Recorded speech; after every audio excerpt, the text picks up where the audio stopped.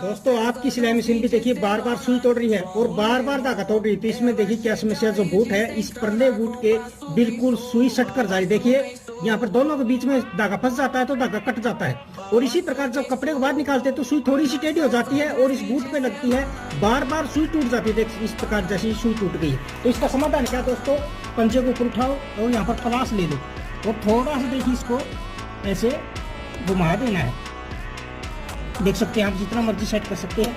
आप देख सकते हैं दोस्तों सुई बिल्कुल सेंटर में आ गई है। तो दोस्तों जानकारी अच्छी लगी तो वीडियो को लाइक, चैनल को सब्सक्राइब करें।